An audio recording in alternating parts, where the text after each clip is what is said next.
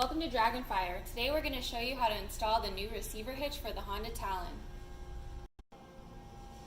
Make sure you have all of your hardware components to do the install. First thing you need to do is place jack stands under your vehicle. Next thing you need to do is remove the factory bolts from your radius rod. Now we're going to install the bolt with the washer, hitch, and the spacer. On the back side of that bolt, we're going to install a washer and a nut.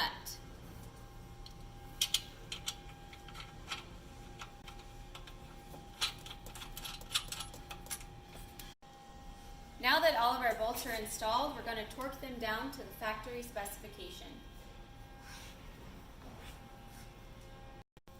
This is a standard 2-inch receiver hitch with convenient hook locations for trailer chains.